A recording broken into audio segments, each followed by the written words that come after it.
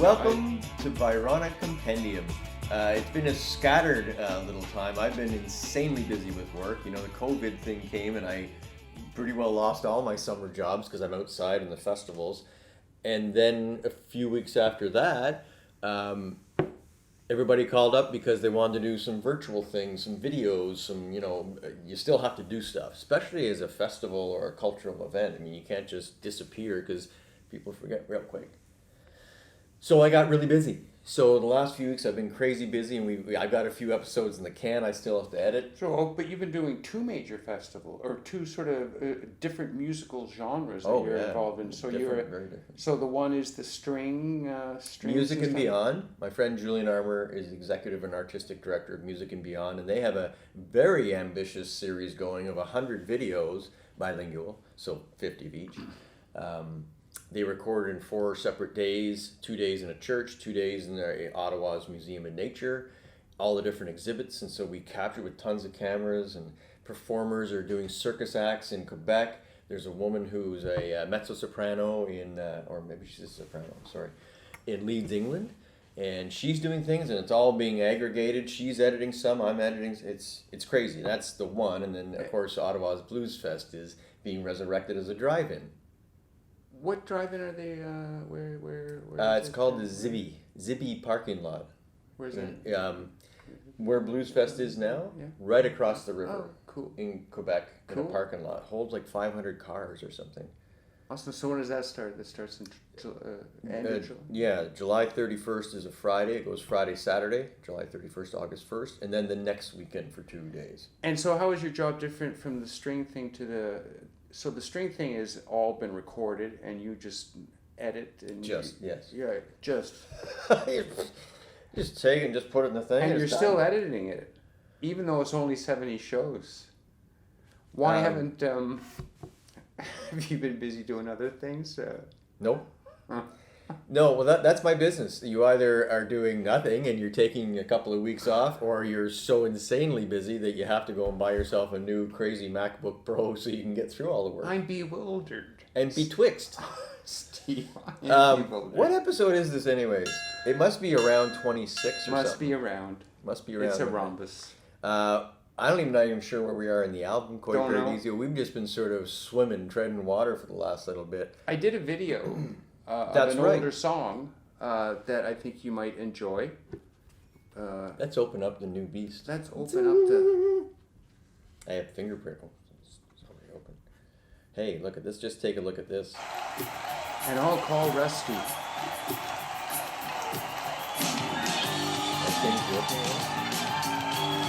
Oh, by the way, that sounded awesome. I really enjoyed... yeah.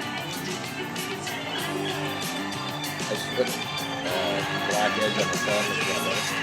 This was going to be the MC's. So what do you use when you put all these... the whole background? Yeah. Like all the action. This stuff is all After Effects. So I had to put in 100 pictures. This is all... 100 pictures? Cool. All Blues Fest pictures. Oh, good for you. And they wanted to make sure I used a Canadian artist and one that I have license to. I said, oh, don't worry about this one. And they said, this is awesome. I love this edit coming here.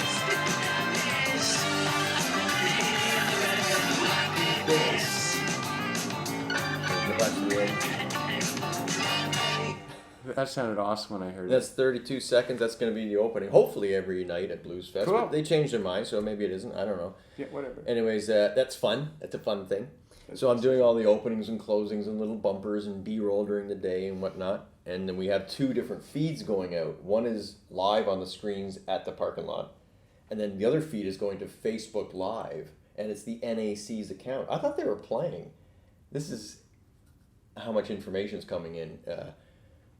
No one's playing classical. It's all Blues Fest, but they're using the NAC's Facebook portal, right, which they pay for, right, and they're also purchasing the airtime. So it's a big deal. It's going to be seen by tens of thousands of people because they're promoting it and paying for it. So it's kind of fun to hear that. Yeah, it's an interesting challenge. It's a new way of presenting music and stuff like that for sort of the first time.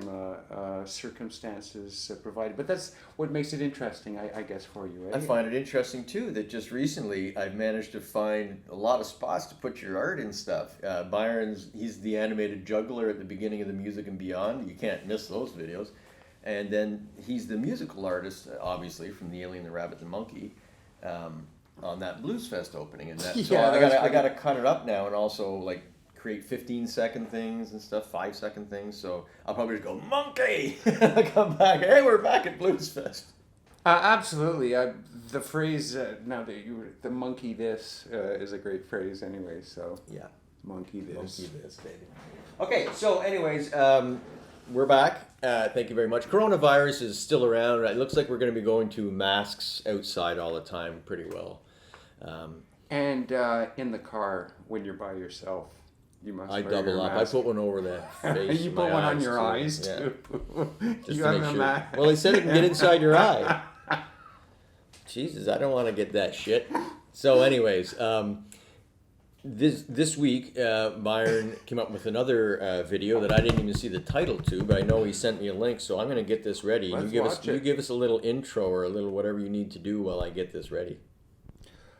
Well, it comes from my first album, and it's the first song from the first album, and I wanted to put the lyrics up for it. Oh, there you go. Okay, hang on a sec. Let's just do this for a second. I'm not as big of a fan of the video as I am of just sort of doing the music, but play it, please. Okay, all right, back to the ultra beginning. This, I guess, would be like a reaction video. Okay. I would just... Ready? Yeah. Here we go. Are we going to even tell him the title? No? This is not Emily. The first song on the first album. Yeah, and my first song on my first album had a oboe solo. Yes, it did. Must be said, which I think is pretty cool. I prefer to bassoon. Okay. Was it a bassoon? Could have been. This is not Emily. This is not Emily. This is not Emily. There is a time, there is a place, as you throw your ache on my face, and you keep on coming to. How do I get through you? How do I make you stop? On and on you go. Stop your complaining. On and on you go. You never had it so good, silly girl. This is not Emily. What's that dripping from your tongue? You must be joking. This is not Emily. Who am I talking to? This ain't Emily. Give me back the girl I knew.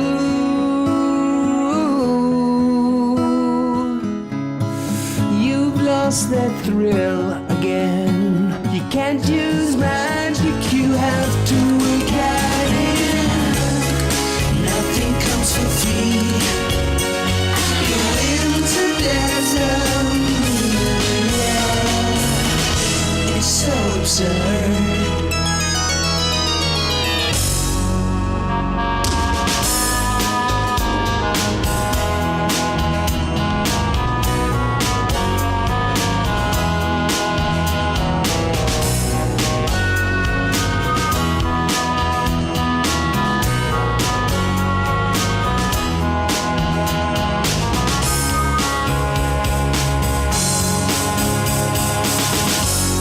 Seasons change, they come and go.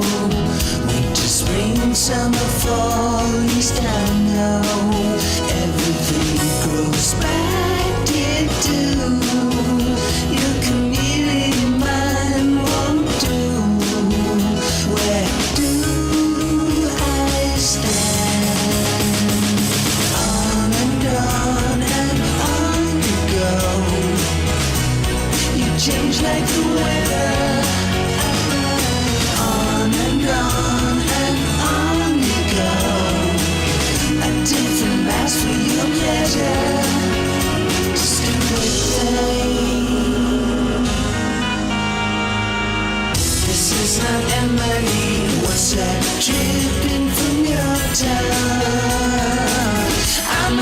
dreaming. This is not Emily. Who am I talking to? This ain't Emily. Give me back the girl I knew.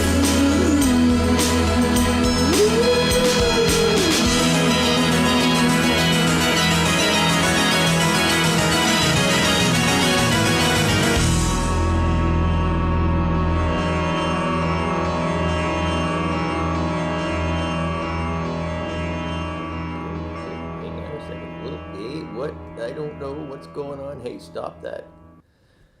That was fantastic. That song is so awesome. I love like the whole new sort of intro to it, and I was also happy to hear the old one coming in the way it did.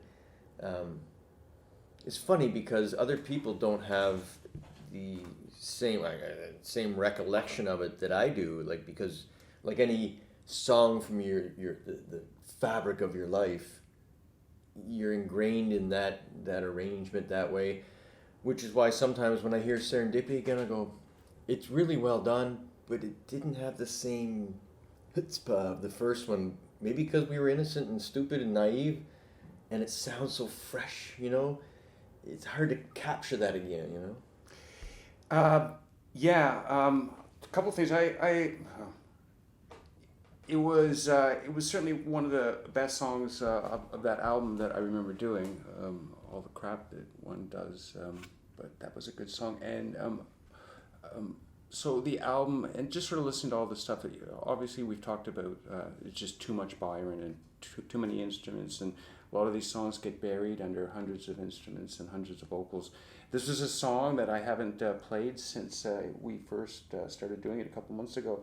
And so I remember a few weeks ago I had my acoustic guitar and I just started playing it, and you know, I talked to you about getting to the essence of these songs, as buried as they are under all this stuff of too much Byron. If you get to the essence of it, so I had the version of it was just me and the acoustic, and I said, well, this is a good sort of a counter thing versus the song that I had. It was only that we started working with Julian the last couple of weeks. I put the cello on because Julian made me think of Interesting arrangement for it, too. Well, so I wanted a very sparse arrangement, right? Like I just wanted one vocal, one acoustic guitar, and toward the end this week, I knew I wanted to bring it today. Toward the end this week, I added a bit of verb on my voice. It sounds a bit hot to me because I was sort of battling. In my world yesterday, I spent almost 12 hours sort of battling. Sort of, is it too hot? The audio of my voice and stuff like that. But I must say, it was wonderful to do, and the just singing it and hearing the cellos kind of emotional for me because it was so beautiful in places. It's such a wonderful little. Did it come easily to sing it slightly different? I mean, it sounds like any artist who does age. I mean, we're getting a little older now, so you're not going to sing with that youthful thing, you know. But you take it in. Same notes, different place. It's the same key, but I was more inclined not to. I did sing with myself on the back half, but I was more inclined to go places that, because I've been listening to my stuff and listening to things that I don't like about my singing from the past, I find myself these days just trying to find more of my voice without trying to sound like Mark Bolan or some of the other people that anybody, you're not having to sing over, like with the acoustic guitar part. It's nice because you don't have to force that. Mike Greer, I knew, was heading that way. He was losing interest yelling over the band, you know. Right, yeah. And I got it. That's why Medium 5 was so. We challenged ourselves. How quiet can we play? Absolutely. Which is kind of a joke in itself because we just stopped playing. It's beautiful. We're on a rest right now, actually. No, it's the beautiful pause. It's a beautiful pause. Eventually you pause forever. But that would be a thing that I'm very inclined about. What's really good about being in the studio is that you can get you can really. So I find that I can get more of my voice when I'm not pushing my voice. So I just sort of. So having a microphone, a good microphone, and a good mix in your headphones you can almost whisper your song, which is somewhere where I like to be. A lot of the solo vocalists from the 40s and 50s, like Perry Como's and stuff like that, but they don't sing with the band. They actually sing it, like, thank God for the microphone. I think Bing Crosby was big on what did he do with the pipe? He'd sing with the pipe. He'd have the pipe. But he'd, no. When you said Perry Como, immediately thought he was lying down. Well, he would. but that's the thing about the microphone. You can almost breathe into it and just sort of do your vocals. So it's wonderful to not always have to sing over the band. Yeah. Well, do you remember Steve, I think it was Keep On Rocking? I love that. There's again, it's like using a telephone voice or the ball. I mean, it's an effect, and I love the close miking thing when you hear someone just like right in your ear. Right. So it didn't take me long to sing the song, and it was a wonderful experience to do. And it's too bad that it just sort of comes and goes, and like the experience is over, and I've sort of done the song. But the song that you gave me, Whistle, it's titled Whistle. The Whistle song, I haven't listened to that in a while. I haven't whistled that in a while. So you were talking to John Cook about it. So I'm very careful about not playing things until, I better have a pen in hand, because I don't know what's going to come out of my head as soon as I start listening to this stuff, and I don't want to lose anything. So I'm very conscious about. You have a little recorder. You should get a cell phone. Well, no, it's usually just I have paper and a pencil. It's just putting words down, just starting to create like a palette of words, a palette of phrases, just trying to find my lyrical thing to go.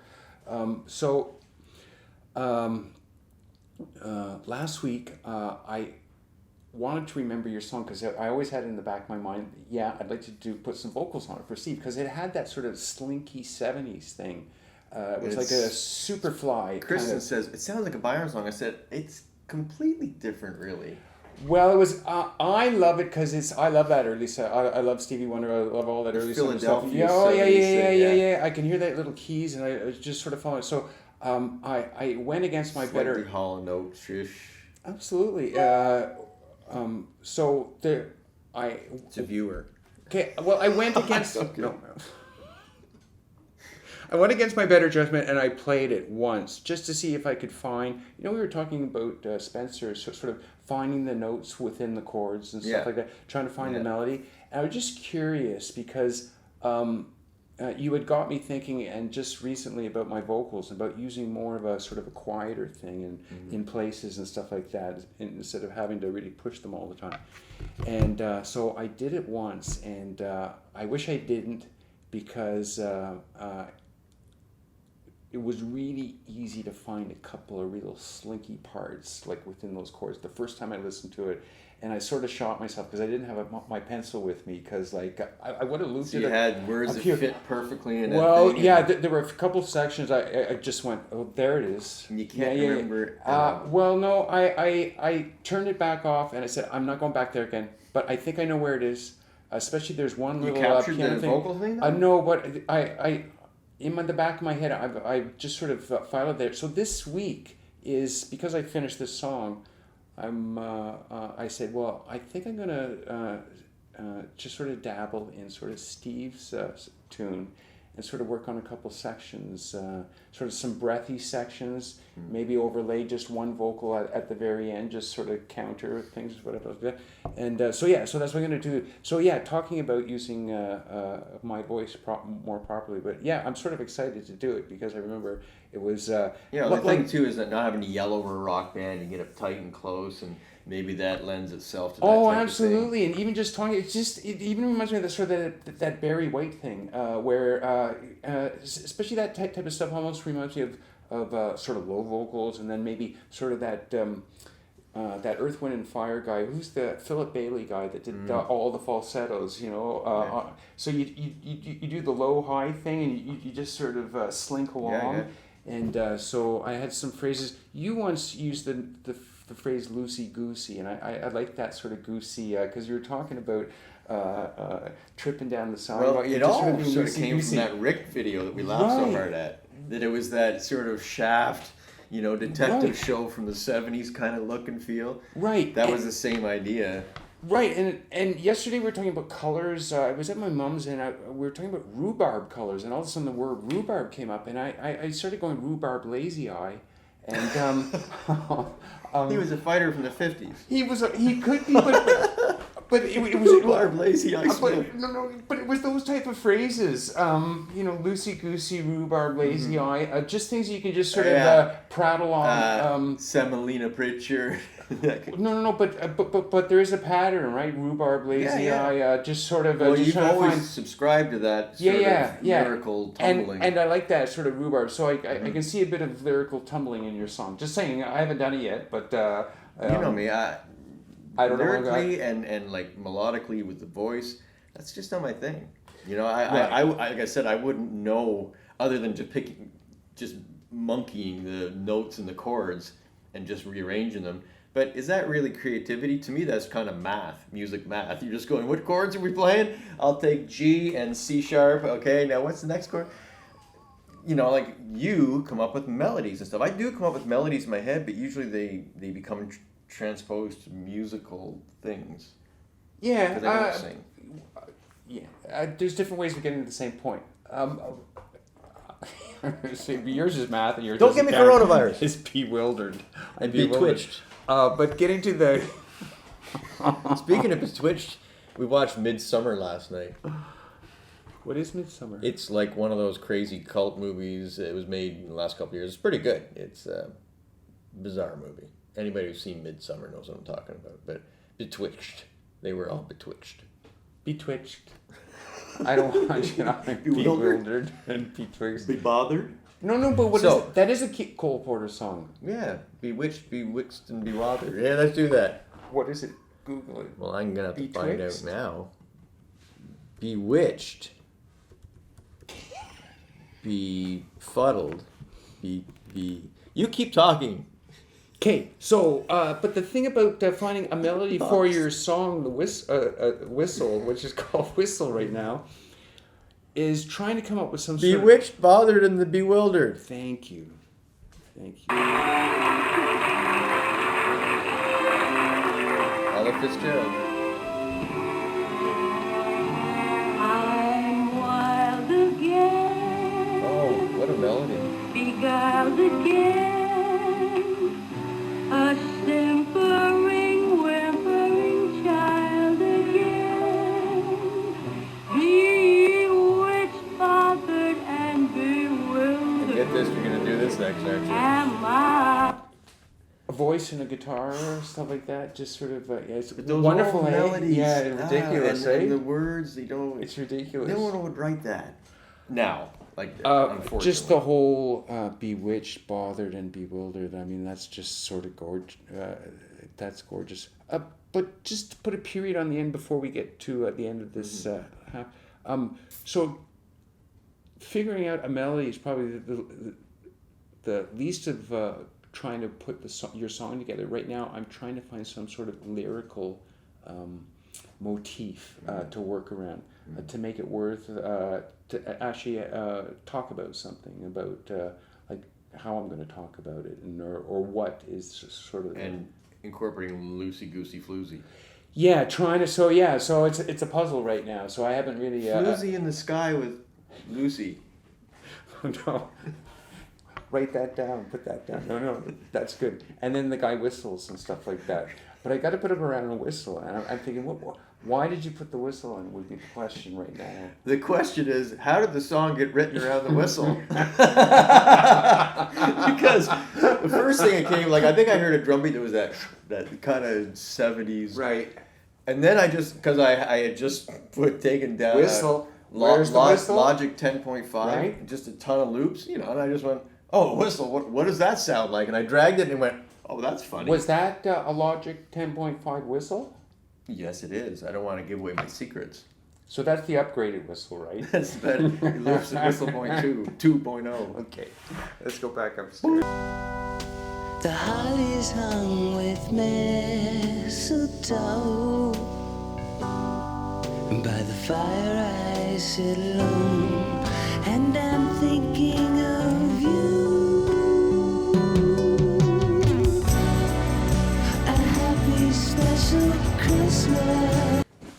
this nice? Look at the magic mouse. He said twice, I said, whoa, camel. So we already asked the camel once to stop. I said, whoa, camel. When I says whoa! Welcome back to Play that. Okay, forget it. Okay, so part deux. Duh.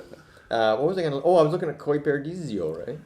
That's the whole dealio. That's what we're gonna get back. Hey, welcome back. Let's do a song from Koi Paradisio so we can. Let's get back to what this whole thing's all about, which So is the new album we're looking at is Koi Paradisio, and Let's it's go all for it. online.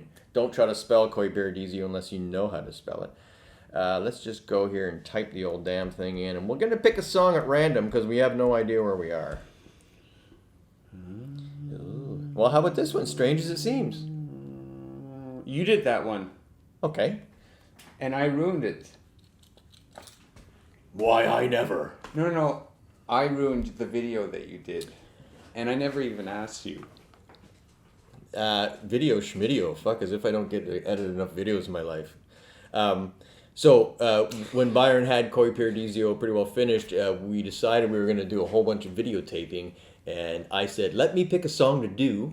And this one, at the time, was my favorite song on the album. You know, like you sort of vacillate from one to the other as you listen to them more and more. Strange as it seems. I love that title. I think the first thing that attracted me was that title, Strange as It Seems. It's a very common term, but it's strange as its own. Strange.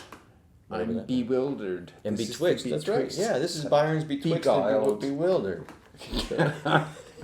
Can you What? be can you be twixt? Or do you I have to am. be betwixt? Okay, I'm just going to get it up here full screen for everybody without any music yet. So, this one is Strange as It Seems. Oh, God, I even put like a bottom third in that. Hey, stop there. Okay, so, Go. this is somewhere in the middle of the I don't album. I have remember no any of it. idea. I So, have let's no just idea. I can't be remember betwixt any on of the it. whole thing. Here we go. So, this is my interpretation of Strange as It 4 Seems minutes. until Byron got a hold of it and added his own things in certain parts. Ready? Terrible.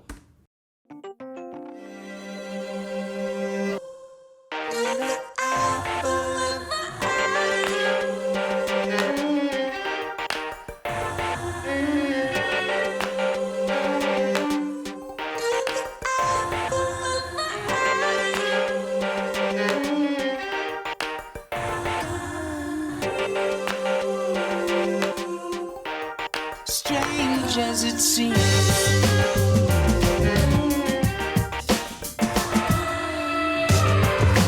Give your head a shake. Strange as it seems. Ask the weatherman.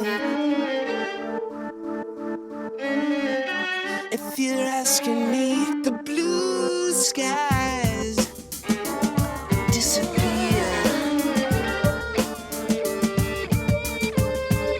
You never listen to what I say. The elephant in the room.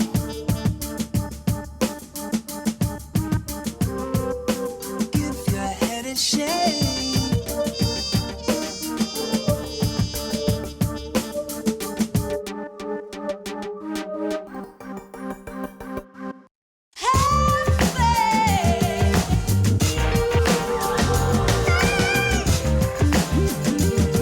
We can be together. You never wanna go outside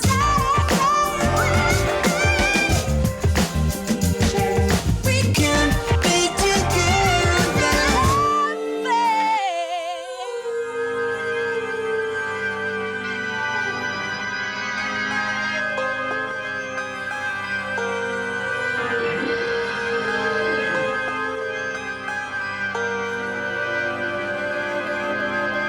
Strange as it seems.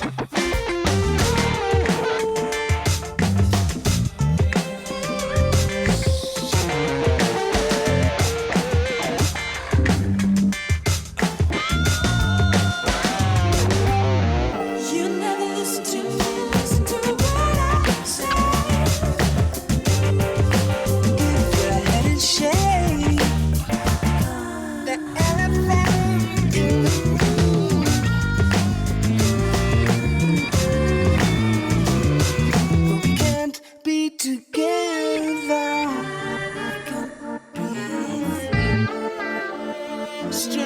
strange as it seems.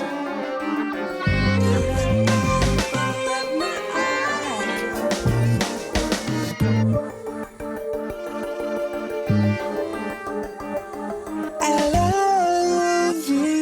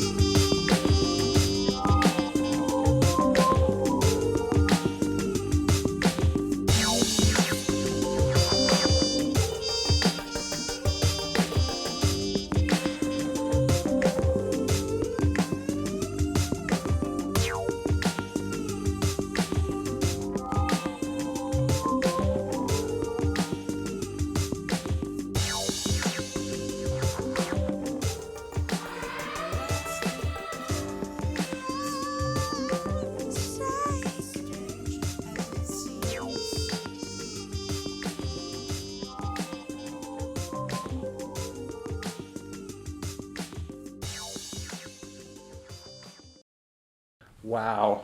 I love it. Wow. I love it.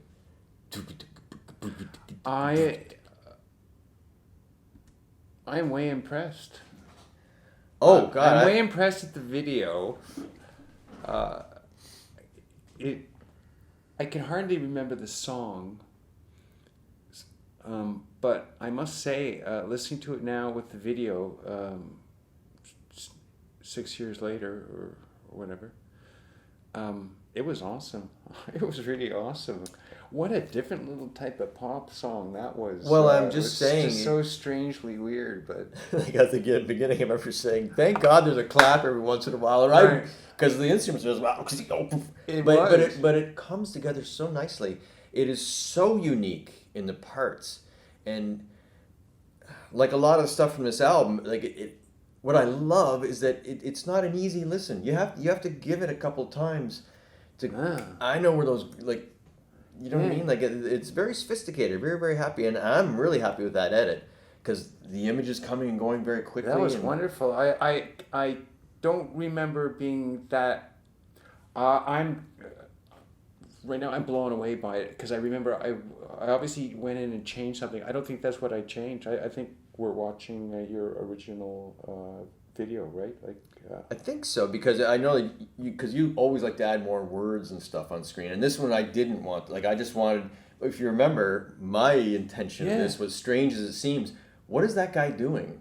Like he's working on something, but we never actually see. Remember I was saying I don't ever want to actually see that. You could be rolling a joint, you could be making a bomb, you could be writing a letter, you could be, who knows what you're killing an insect. I mean, that was the whole point. It's wonderful. That time that we spent together, just sort of doing that video, was that over 1 or 2 days, or was that one sort of afternoon? We just sort of went for the whole thing. Well, because I remember another day we went out and taped the mushrooms on the side of the studio. That's right. We used them in a couple of songs, but the principal photography of that one was all done in about a day. But I remember I wanted you crawling around the studio, and because I love those like about horror movies. I love horror movies, and it's not so much the story as I need to see 4 or 5 bizarre frames, like of weird, like people in the corner that are crawling at a weird speed, something that makes me go, holy shit. Not that I'm scared, but it is effective. And I thought a lot of those shots were effective with the stuff. Very much so. I was quite taken aback by it all. I think the combination of the music and just sort of that like, eclectic, cool weirdness. It was that like, cool weirdness. Well, and you also had Susie and Manon, because that Manon can blow. She almost knocked me over here listening to her in a couple of those. Yeah, just that riotous voice that Aretha Franklin. Like you can almost turn it like a valve. Like, just how much pressure do you want? Yeah, absolutely. Wow, that was wonderful. It's good. It's good to see that I would continue on to do songs that sort of has that quality that I can tell Brian and I just sort of did what we felt was cool, and we weren't encumbered by anybody else telling us otherwise. So yeah, that's very soulful in a way. That's just sort of what we were dealing with. I know Brian, I think, had more of a change. Brian had more of a influence on that song. I can hear a lot of him really pushing my music in different directions and stuff like that. So I like it. It just sounds so unlike me in so many ways, but so like me in so many other ways. Yeah, no, it's true. Do you, like there? It's not. The lyrics are kind of scattered, and sprinkled in.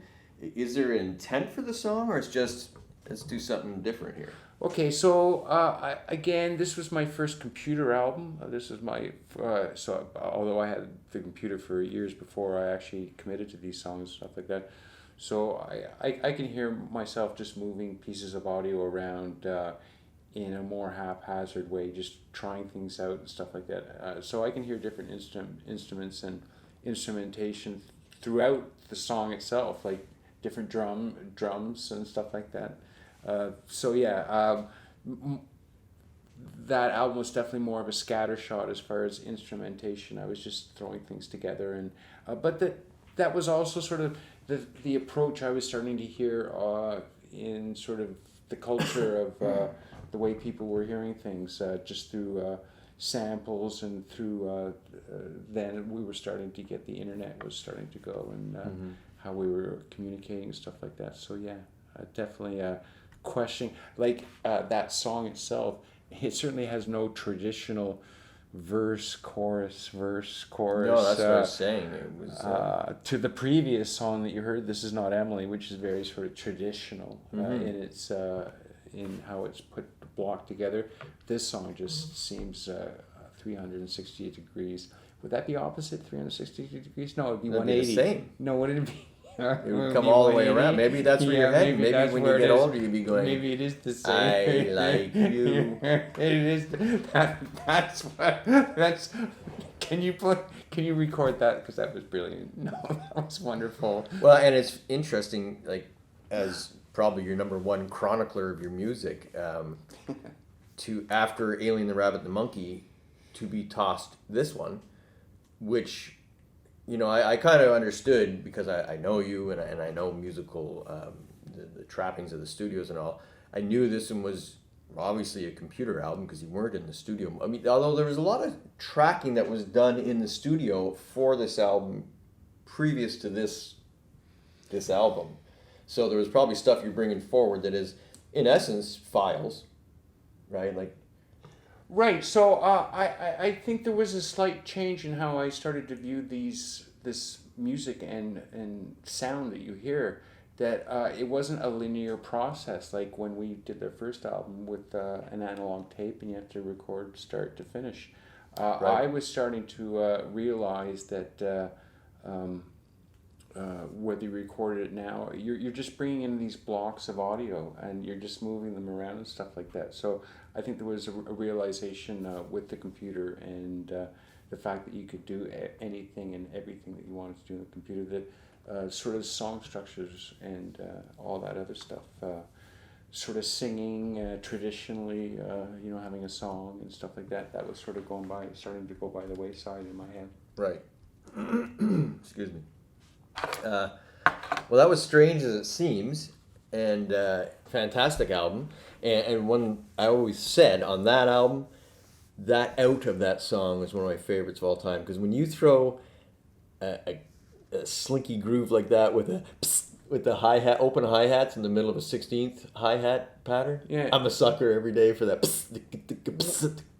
Absolutely, and I think that's more Brian than me. What would you have been editing? What software would you have been editing that Premiere. back in? Premiere. You've always been an Adobe guy. No, not always. I used to have Final Cut Pro. I like Apple. I love their computers, obviously, but I'm not a big fan of their software. I do like Logic Pro. Obviously, I'm a big Logic Pro guy. Is that on this now? Yep. And that looks so nice. all the Adobe suite. Oh. That's my jam. But I when I first got the Macs, I bought Final Cut Pro, and I just never really totally liked it. And it was the year when it's probably like 2009, 10, when Premiere went 64-bit, and you would render shit real quick as you're working on it stuff. My guy, Trevor, remember Trevor used to work with me? Yeah. Trevor said you should check out Premiere again, so I did, and I never looked back. Because I did already use Photoshop, and I used Illustrator a lot. That's how I designed all the albums back in the day. So it was just natural for me to go with the whole Adobe suite. That's how I make money now, is Adobe. Yeah, I the more I indulge in video and stuff like that, and although I'm limited by what I use, but the more I watch YouTube and I see the videos that you make, and I see the stuff on YouTube, especially with some of the, I don't know whether they have alpha channels, but just the whole thing about when I see somebody putting a blueprint on screen, and they show it almost being drawn. You've seen those YouTube things where they actually like a picture is actually drawn in front of you, like within seconds. Oh, yeah. Okay. And I know that's must have something. The computer must.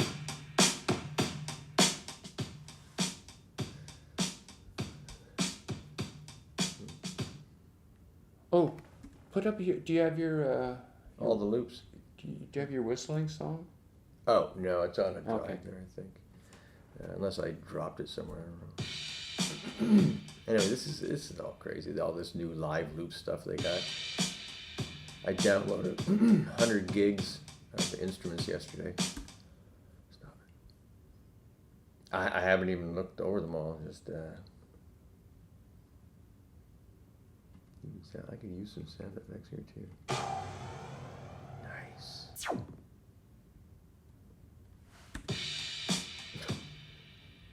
You can see I'm a master at this, and we're wasting time here for the people. Anyways, there's crazy. I can do. I can probably.